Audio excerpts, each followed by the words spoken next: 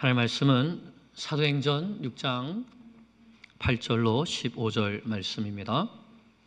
찾았으면 우리 같이 한 목소리로 봉독하겠습니다. 8절입니다.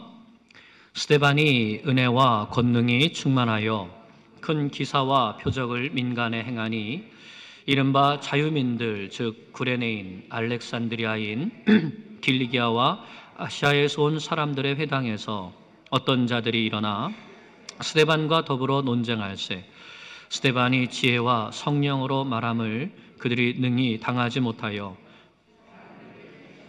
말하게 하되 이 사람이 모세와 하나님을 모독하는 말을 하는 것을 우리가 들었노라 하게 하고 백성과 장로와 서기관들을 충동시켜 와서 잡아가지고 공회에 이르러 거짓 증인들을 세우고 이르되 이 사람이 이 거룩한 곳과 율법을 거슬러 말하기를 마지 아니하는도다.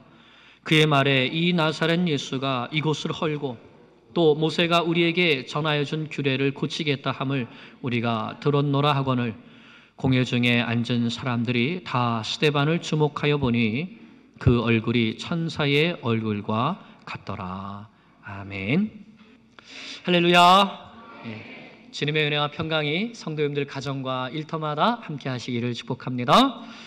옆 사람과 인사 나누겠습니다. 마라나타. 주님 다시 오십니다. 그 믿음으로 살아가길 원합니다. 벌써 6월이 되었습니다. 우리 6월에는 교회에 중요한 사역이 있습니다. 바로 우리 자녀들의 신앙교육에 있어서 중요한 기회가 되는 여름 성경학교와 수련회가 있습니다.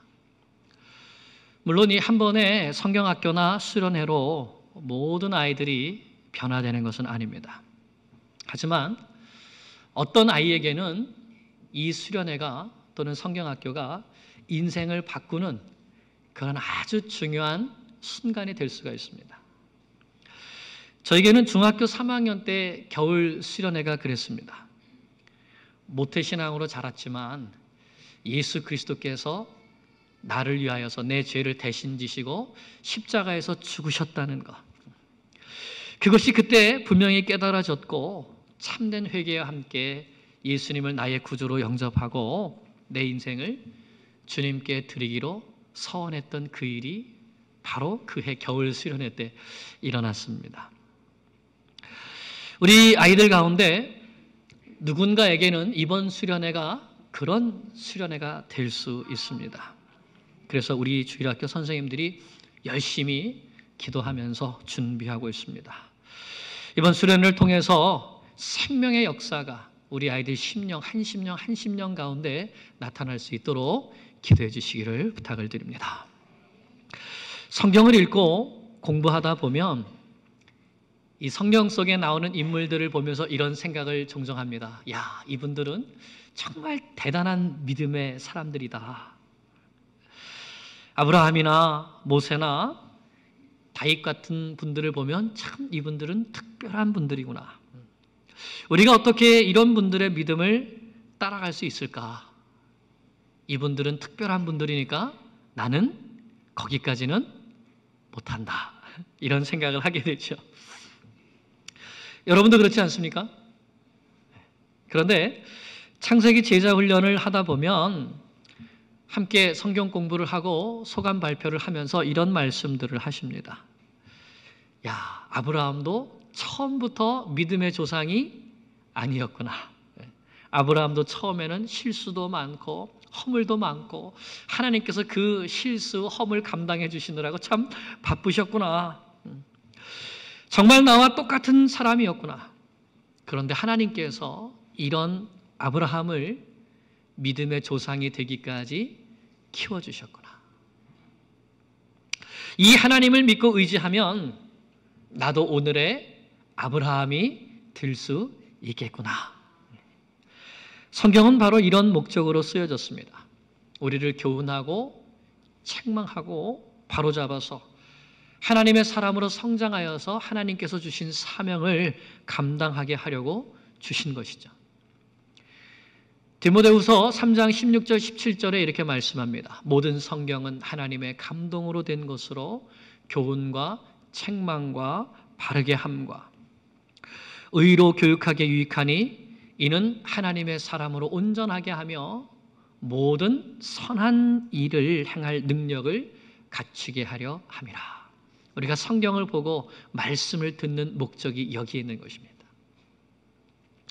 오늘 말씀에 나오는 스데반 집사님이나 또 다음 말씀에 나오게 될 빌립 집사님과 같은 경우도 우리에게 바로 그런 믿음의 사람이 어떻게 살아가야 하는지 그것을 보여주는 아주 훌륭한 모델이 되는 것이죠. 초대교회 성도로서, 집사님으로서 어떻게 하나님을 섬기고 교회를 섬기고 복음 역사에 귀하게 쓰임받았는가를 보게 될 때에 나도 이 집사님들처럼 귀한 믿음의 사람이 되어야 되겠다는 도전과 결단이 우리에게 일어나는 것입니다. 오늘은 스데반 집사님께 믿음을 배우려고 합니다. 스데반은 어떤 분이었습니까? 네, 지금까지 말씀을 보면 초대교회가 택한 7 집사님 가운데 한 분이었습니다. 그런데 그 중에 제일 먼저 이름이 나왔어요. 왜 그랬을까요? 알파벳 순서도 아닌데 아마 그 초대교회 성도님들 가운데 성도들에게 가장 인정받는 그러한 이 집사님이 아니었을까 생각됩니다. 무엇보다 이 말씀을 보면 스데반 집사님은 성령이 충만한 분이었습니다.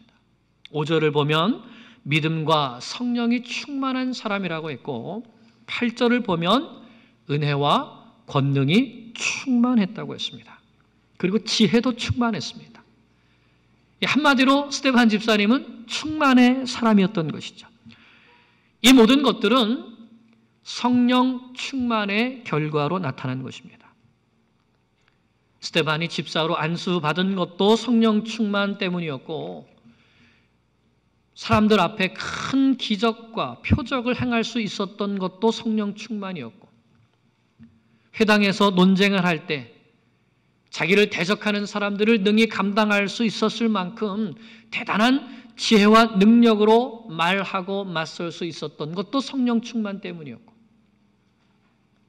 또 얼굴이 천사와 같이 빛난 것도 성령 충만 때문이었고 핍박으로 말미암아 순교하게 된 것도 성령 충만 때문이었습니다. 이 스데반 집사님의 이 모든 믿음의 삶을 하나하나 풀어낼 열쇠는 바로 성령 충만뿐입니다. 스데반은 이처럼 성령으로 충만한 성령의 사람이었습니다. 여러분, 이 세상은 무엇으로 충만해 있습니까? 이 세상은 탐욕으로 충만해 있습니다. 우리는 곳곳에서 욕심으로 가득한 사람들을 쉽게 만날 수가 있습니다. 세상에는 먹는 욕심이 충만한 사람들이 있습니다. 이들은 절제를 모르고 식욕을 만족시키기 위해서 계속 맛있는 것을 찾아 먹지요. 그 결과 어떻게 됩니까? 현대인의 가장 큰 문제, 모든 질병의 근원이 어디에서 온다 그러죠? 비만에서 온다고 하죠. 과식 때문입니다. 반면에 지구의 반대편에선 먹을 것이 없어서 굶어 죽는 사람들이 너무 많이 있습니다.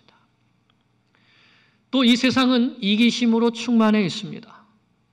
자기만 생각하고 자기 뜻을 굽히지 않고 누가 조금이라도 자기의 유익을 해치거나 또는 자기를 업신여기거나 하면 그것을 참지 못하는 것이죠. 지난 금요일에 버지니아 비치 시청에서 참 총격 사건이 일어났죠. 12명이 숨지고 5명이 다치는 이 일이 일어났습니다. 그런데 안타깝게도 총격을 가한 사람이 함께 일하던 사람이었습니다. 모르던 사람도 아니었고 자기 직장 동료에게 총격을 가한 것이죠. 사람들은 자기 생각이 충만해 있습니다. 자기 목적이 있죠. 그것을 위해서 다른 사람의 삶이라든지 심지어는 다른 사람의 생명까지도 소중하게 여기지 않는 풍조가 이 세상에 가득 차 있습니다. 이런 탐욕과 이기심으로 인해 세상은 죄악으로 가득 차 있습니다. 우리가 복음을 전해야 할 세상이 바로 이런 세상입니다.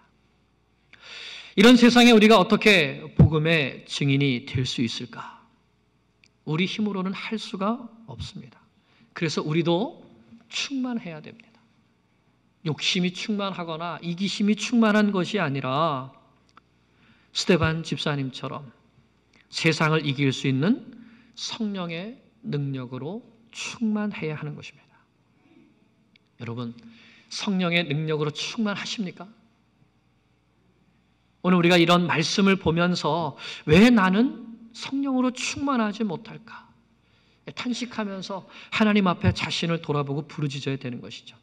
성령님께서 나를 강하게 사로잡아 주셔서 이 세상의 욕심을 다스리게 하시고 이기심을 다스리게 하시고 그것을 따라가지 않게 해달라고, 성령께서 내게 충만히 임하셔서 하나님의 말씀에 순종하는 사람이 되게 해달라고, 성령께서 나에게 충만하게 임하셔서 충만케 해주셔서 사랑으로 복음의 역사를 감당할 수 있는 사람이 될 수 있게 해달라고 우리가 주님 앞에 부르짖으며 간구해야 되는 것입니다.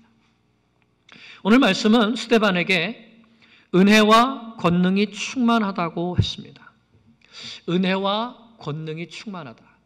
우리 생각에 이 은혜와 권능이 어떻게 동시에 충만할 수 있을까? 어떻게 조화를 이룰 수 있을까 생각하기 쉽습니다.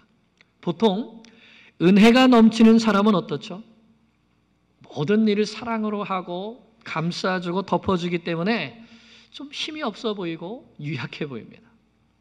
반면에 권능이 넘치는 사람은 강력하게 어떠한 일들을 추진해 나가기 때문에 뭐가 부족해 보이죠? 사랑이 부족해 보이고 은혜가 부족해 보이기도 합니다. 그러나 성령이 충만하게 되면 은혜도 충만하고 권능도 충만해지게 됩니다. 가장 대표적인 분이 바로 우리 구주 예수님이시죠. 예수님은 은혜와 진리가 충만하신 분이셨습니다. 서로 조화가 되지 못할 것 같지만 권능으로 많은 능력을 행하셨지만 한 사람 한 사람 사랑으로 섬겨주셨죠. 이 세상은 은혜와 권능이 함께하지 못하지만 하나님께서 함께하시는 믿음의 세계에서는 은혜와 권능이 자연스럽게 하나가 됩니다. 그래서 하나님의 사람은 은혜와 권능이 충만한 것입니다. 우리도 은혜와 권능이 충만한 사람이 되기를 축복합니다. 여러분도 그러고 싶습니까? 어떻게 하면 그렇게 될까요? 어떻게 하면 은혜가 충만한 사람이 될 수 있을까요? 그것은 먼저 예수님의 십자가를 붙들 때 우리는 은혜가 충만한 사람이 될 수 있습니다.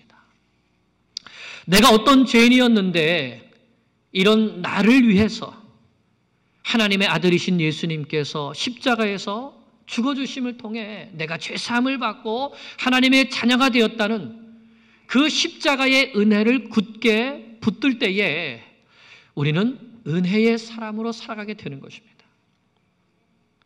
사도 바울은 원래 기세가 등등한 사람이었습니다. 무엇이든지 부족한 것이 없는 사람이었습니다. 그 바울이 어떻게 하면 예수 믿는 사람들을 붙잡아다가 죽일 수 있을까 궁리하며 사는 정말 그 눈빛을 봐도 살기가 등등한 그러한 사람이었습니다. 그런데 다메섹 도상에서 예수님을 만나고서는 완전히 바뀌었습니다. 나를 위해 십자가를 지신 그 예수님을 내가 핍박했다는 사실을 깨닫고 나서 금식하며 눈물로 회개했습니다.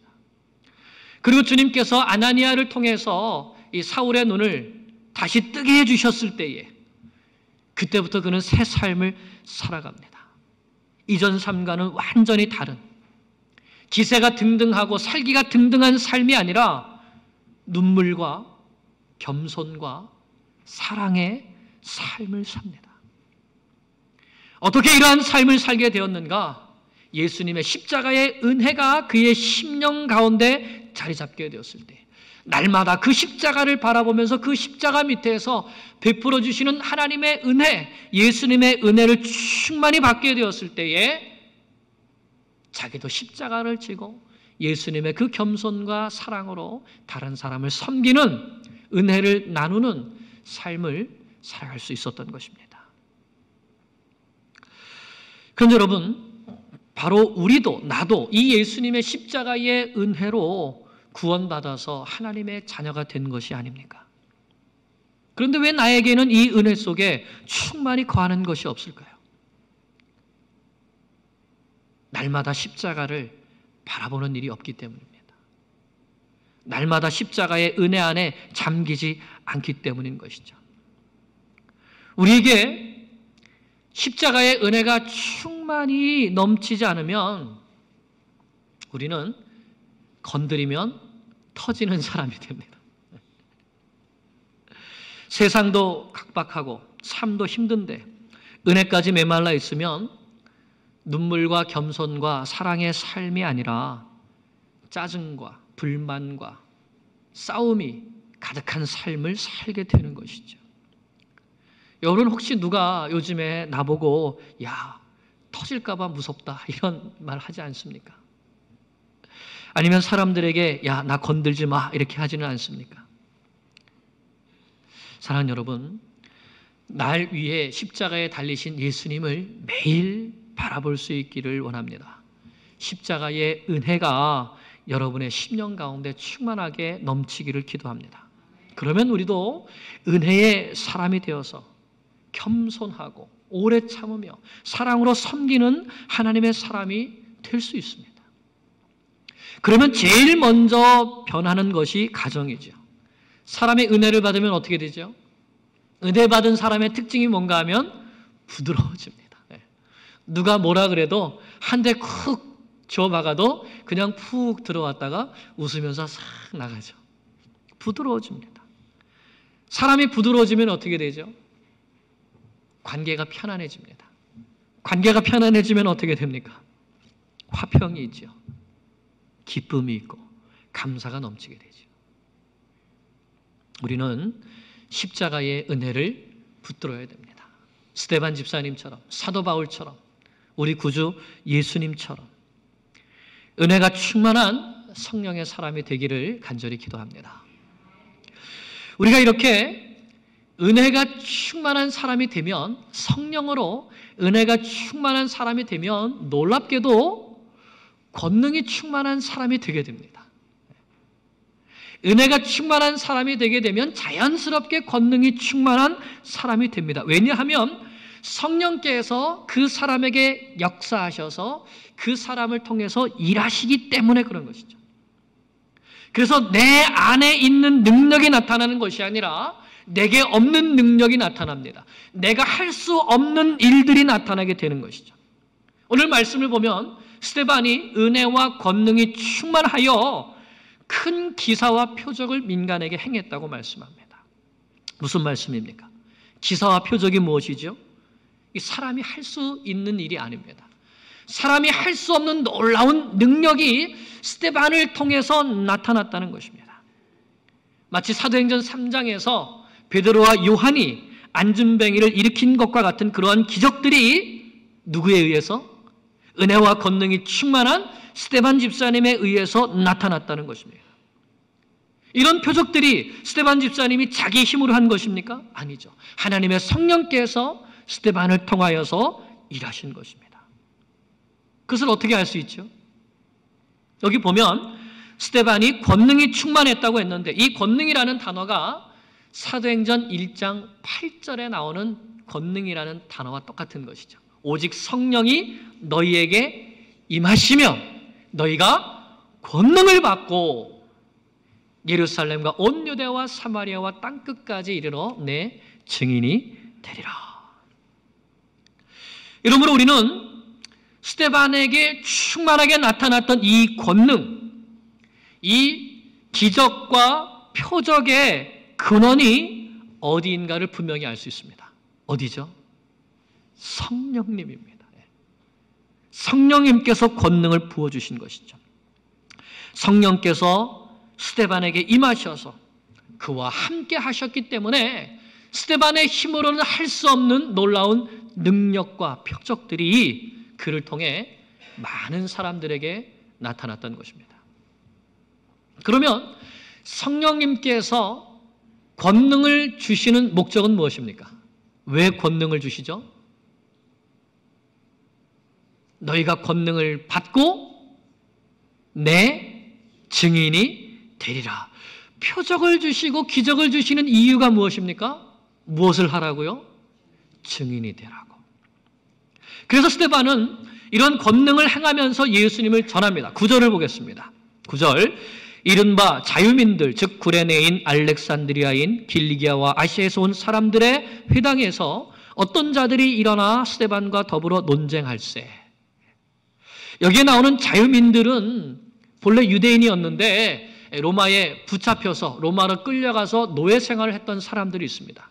그 사람들 가운데에서 자유를 얻은 사람들, 그들의 후손들을 말하는 것입니다. 예루살렘에는 특별히 그들을 위한 디아스포라 유대인들을 위한 회당이 있었다고 합니다. 스데반이 그곳에 가서 예수님을 전한 것입니다. 성령을 받아 권능이 충만하면 예수님의 증인이 되는 것이죠. 그래서 스데반이 예수님을 전하게 되니까 그 회당에 있던 사람들하고 스데반 사이에 논쟁이 일어났는데 성령께서 스데반에게 지혜를 주시고 그 입에 할 말을 주시니까 논쟁을 하는 그 상대방, 회당에 있는 그 사람들이 당해낼 수가 없었던 것이죠. 스데반이 전하는 예수 그리스도에 대해서 조금도 반박할 수 없었기 때문입니다. 그래서 스데반이 철저하게 성경 말씀에 근거해서 예수님을 증거했기 때문일 것입니다. 7장에 보면 이제 스데반이 얼마나 성경에 대해 해박한 지식을 가지고 있는지, 무엇보다 그 성경을 통해서 예수님께서 그리스도이심을 증거하는 그런 말씀들을 전파하는 것을 우리가 볼 수 있습니다. 이렇게 스데반 집사님이 성령의 권능을 힘입어 능력을 나타내고 복음을 전파하고 예수가 그리스도라고 하는 것을 증거할 때에 유대인들이 이 논쟁으로는, 말로는 스데반을 이길 수가 없었습니다. 그래서 어떻게 하죠? 비열한 방법을 쓰죠. 11절에 보니까 사람을 매수해서 모함을 합니다. 사탄이 또다시 역사하기 시작한 것이죠. 교회 가운데. 사탄은 거짓의 아비입니다. 마치 예수님을 거짓으로 모함해서 죽였던 것처럼 스데반도 예수님과 똑같은 죄명을 씌워서 모세와 하나님을 모독하는 말을 들었다고 거짓 증언을 하게 합니다. 그래서 백성과 장로들과 서기관들을 충동해가지고 데려와서는 스데반을 붙잡아서 공회로 끌고 갑니다. 공회의 힘을 빌려서 예수님을 죽였던 것처럼 스데반을 죽이려고 하는 것이죠. 그래서 예수님께 했던 것과 똑같이 이 공회 앞에서도 거짓 증인들을 세웁니다. 13절, 14절입니다. 함께 읽습니다. 거짓 증인들을 세우니 이르되 이 사람이 이 거룩한 것과 율법을 거슬러 말하기를 마지 아니하는도다. 그의 말에 이 나사렛 예수가 이곳을 헐고 또 모세가 우리에게 전하여 준 규례를 고치겠다 함을 우리가 들었노라 하거늘. 공회에서 거짓 증인들은 스데반을 두 가지 죄목으로 고소했습니다. 모함하는 것이죠. 첫째는 거룩한 곳, 이 거룩한 곳, 곧 성전이죠. 이 성전을 거슬러 말했다는 것입니다. 그것은 나사렛 예수께서 너희가 이 성전을 헐라, 내가 사흘 만에 다시 일으키리라 라는 말씀을 하셨습니다. 예수님께서 말씀하실 때 그 성전은 곧 무엇이었습니까? 돌로 지어진 그 예루살렘 성전이 아니라 성전 대신 예수님 자신의 육체를 두고 말씀하신 것이라고 분명히 성경이 가르치고 있습니다. 그래서 스데반이 그 말씀에 의지해서 가르쳤던 것이죠. 이 돌로 만들어진 성전이 참 성전이 아니라 예수께서 이 성전을 헐라고 하셨던 것처럼 이 성전은 허물어져야 되고 참 성전 대신 예수 그리스도를 믿어야 된다는 것을 증거했던 것입니다. 스데반은 예수님께서 이 말씀을 하신 것이 성전된 자기 육체를 두고 말씀하신 것이었다는 것을 잘 이해하고 있었던 것이죠.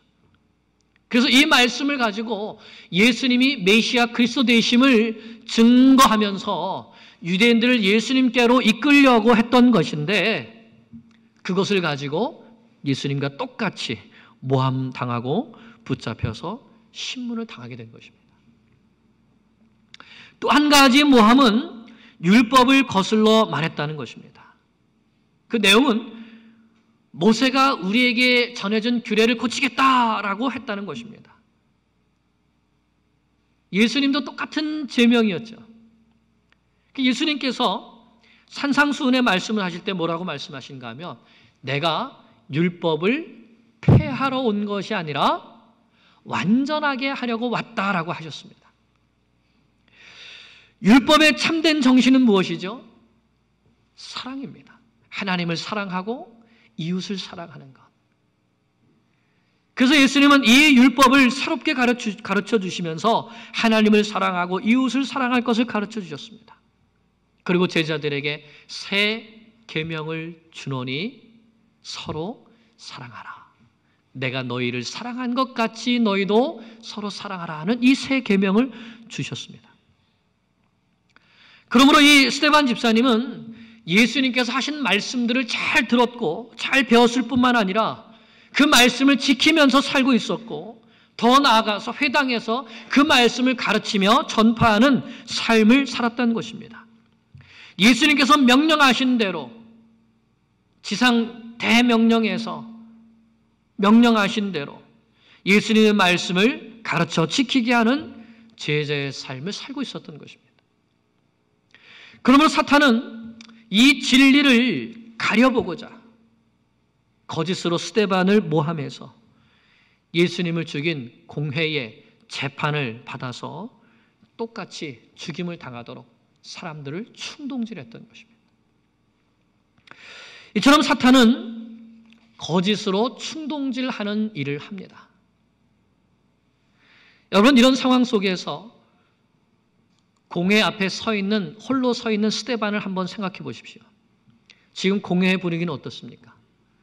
거짓으로 모함하고 살인을 하려고 하는 이런 분위기가 가득하죠. 사탄이 사람들을 충동질해서 자기를 죽이려고 살기가 등등한 상태입니다. 예수님을 십자가에 매달았던 바로 그 공회원들이 위협적인 분위기를 만들고 있습니다. 정말 눈을 씻고 봐도 어디 한 구석에 내 편이 한 사람도 없는 상황입니다. 이런 곳에 내가 만약 서 있다라면 여러분 어떨까요? 아마 떨지 않고 당당하게 서 있는 것만 해도 큰 믿음을 가졌다고 할 수 있습니다. 그런데 스데반은 이런 분위기와 이런 상황을 견딜 뿐만 아니라 오히려 거기에서도 당당하고 힘있게 예수 그리스도에 대하여서 전파합니다. 이제 7장이 바로 그 말씀이죠. 스데반은 결코 분위기에 압도당하지도 않았고 떨지도 않았습니다. 그리고 감정적이지도 않았습니다. 오히려 침착하고 진실되게 자기를 핍박하는 그 공회원들 앞에서 모든 사람들 앞에서 예수님의 증인, 복음의 증인이 되었습니다. 어떻게 그럴 수 있었을까요? 십자가의 은혜와 성령의 권능이 그의 심령 가운데 충만했기 때문입니다. 그래서 누가는 바로 이런 스데반의 모습을 그의 모습이 천사의 얼굴과 같았다 이렇게 표현합니다. 참 그곳에 서 있으면 두렵고 떨릴 만도 한데 전혀 그런 모습이 없이 성령으로 충만한 모습이 마치 천사 같다고 표현한 것입니다. 이러한 스데반의 얼굴을 보면서 사람들은 다 스데반을 주목하게 됩니다. 그의 얼굴과 표정에 성령 충만한 광채가 날 때에 놀랐고 그리고 그의 말에 귀를 기울이게 되는 것이죠. 그의 심령 깊은 곳에 하나님께서 주신 평강과 은혜가 자연스럽게 얼굴을 통해서 나타난 것입니다. 성령 충만한 사람은 얼굴에 그 모습이 나타나게 되어 있습니다. 그러므로 중요한 것은 성령 충만입니다. 사랑하는 여러분, 우리도 스데반과 같이 될 수 있을까요? 아멘. 네. 그것이 바로 하나님께서 원하시는 것입니다. 예수님께서 원하시는 것입니다. 은혜와 권능이 충만한 사람이 되어서 예수님의 증인이 되는 사람. 하나님은 우리가 바로 이 스데반 집사님과 같은 사람이 되기를 원하십니다. 은혜가 충만하여서 예수 그리스도의 십자가의 그 사랑을 꼭 붙들고 그 은혜로 인하여 겸손과 사랑으로 섬기는 그리스도의 종이 되기를 원합니다. 성령으로 충만하여서 권능을 충만히 나타내며 예수 그리스도께서 살아계신다는 표적을 나타낼 뿐만 아니라 그 이름, 그 생명의 이름, 그 구원의 이름을 힘있게 증거하는 증인의 삶을 살기를 원하십니다. 그리고 이것이 우리를 구원하신 목적이기도 한 것이죠. 그래서 우리에게 성령을 보내주셨습니다.